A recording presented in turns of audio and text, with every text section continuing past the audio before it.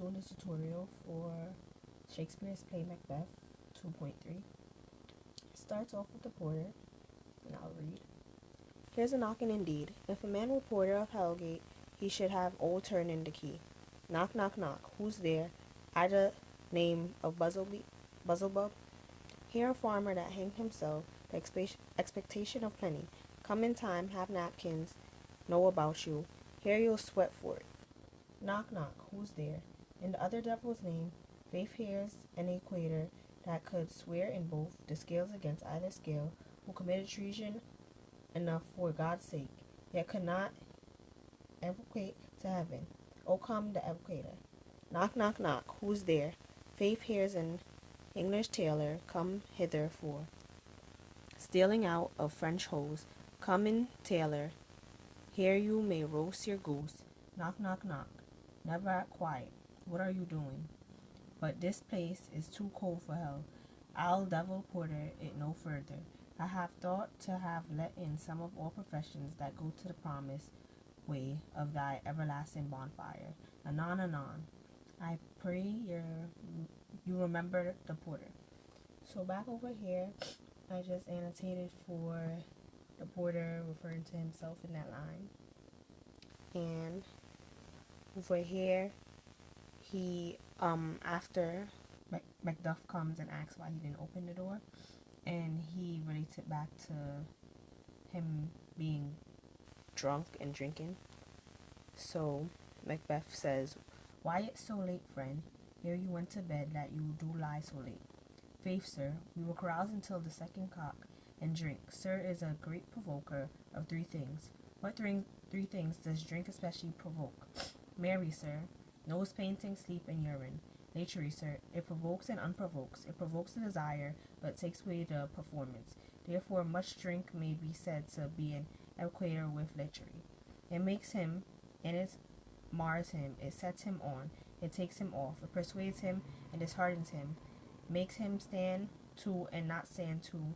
In conclusion, evocates him in a sleep, and giving him the lie leaves him. So right here where it says makes him stand to and not stand to, that can be seen as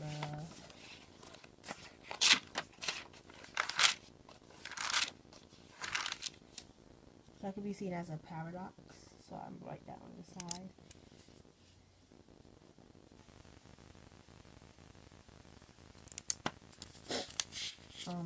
Then he says, I believe drink gave the lie last night. That it did, sir. I had the very throat on me, but I requited him for this lie, and I think being too strong for him, though he took up my leg sometime, yet I make a shift to cast him. Is thy master staring? Our knocking has awakened him. Here he comes.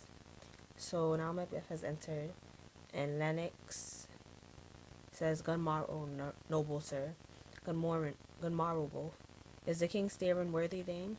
Not yet. He did command me to call timely on him. I've almost slipped the hour. I'll bring you to him. I know this is a joyful trouble for you, but yet this one, the labor we delight in physics pain, this is the door. I'll make so bold to call.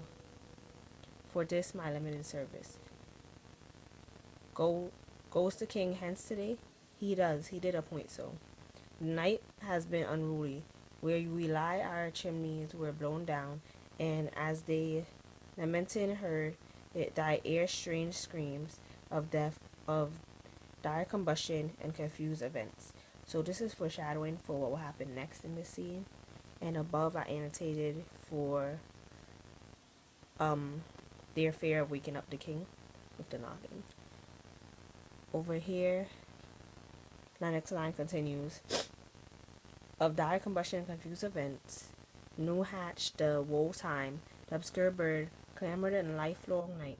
Some say the earth was feverish and did shake. So that's a rough night. My young remembrance cannot parallel a fellow to it. O horror, tongue nor heart cannot conceive nor name thee. What's the matter? Confusion now have made this masterpiece most scandalous murder half broke ope. The lords of Point Temple stole the life of the building. So right here he's basically saying this is basically where Macbeth dies.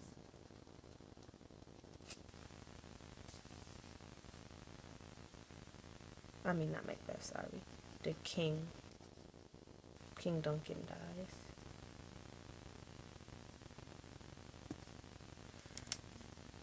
He continues, wasn't you say the life? Me and you, his majesty. Approach the chamber and destroy your sight with New Gordon. Do not bid me speak. See and then speak yourselves. Awake, awake, ring the alarm bell. Murder and treason, Banco, Dolan, Malcolm, awake. Shake off the downy sleep, death's counterfeit, and look on death itself. Up, up, and see the great doom's image. Malcolm, Banquo, as from your graves, rise up and walk like spirits. So he's saying, he's warning the others and waking them up about the tragedy that has happened. He continues, to court coincidence this horror. Lady Macbeth comes in. What's the business that such a hideous trumpet calls to parley the sleepers of the house? Speak, speak. So she wants to know why she's being woken up. O gentle lady, 'tis not for you to hear what I speak. The repetition in a woman's ear would murder as it fell. So this is sincere dramatic irony. And Banquo enters. O Banquo, Banquo, our royal master is murdered. Woe alas, what, in our house? So Lady Macbeth is acting innocent and confused. Too cruel anywhere. Dare doth I contradict thyself and say it is not so. So he's trying not to believe it, and he's trying to deny that Duncan has been killed. Macbeth continues, had I but died an hour before this chance, I have lived a blessed time, for from this instant there's nothing serious in mortality. All is but toys. Renown and grace is dead. The wine of life is drawn, and mere less is left this vault to brag of. So Macbeth is showing his energy is drained, and the life of the house and town is dead.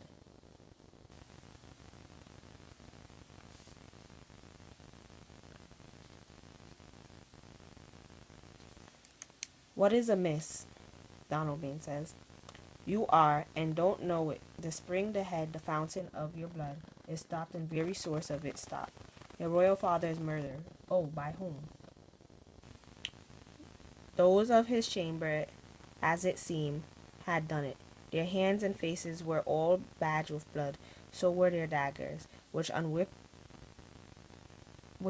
we found upon their pillows. They stared and were distracted. No man's life was trusted with them.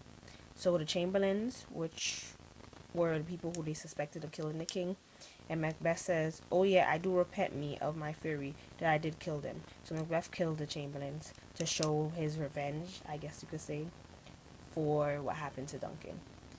Macbeth continues, Macduff says, wherefore did you so? Macbeth continues, who can be wise, amazed, temperate, and furious, loyal and neutral in a moment? No man. The expedition of my violent love outrun the cause of reason. He explained his love for Duncan. Here lay Duncan, his silver skin laced with his gold blood, and his gas stabs looked like a breach in nature, Froom's wasteful entrance. There the murderers stepped in the colors of their trade, their daggers a manly breach with gore. Who could refrain that had a heart to love, in that heart courage to make loves known?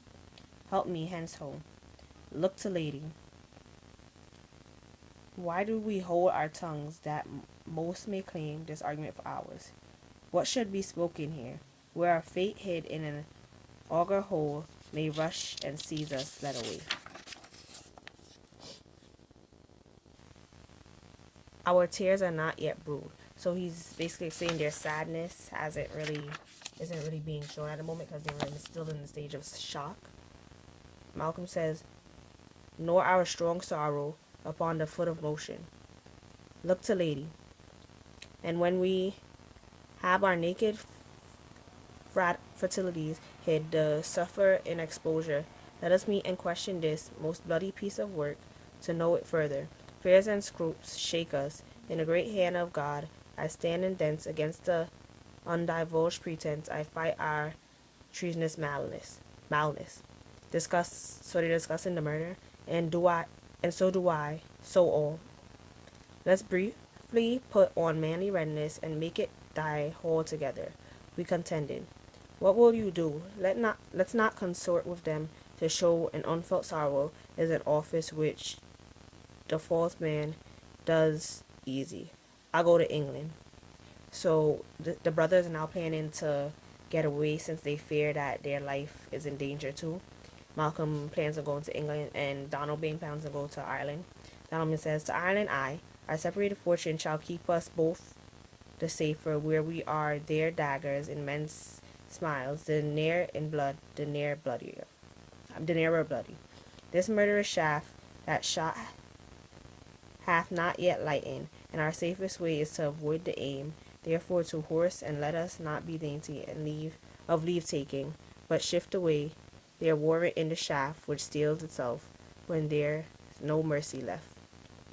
So they fear that life is in danger, they say they're leaving, and they state places that they're going to. So that's the end of the chapter, and we'll be reading chapter 11.4 shortly.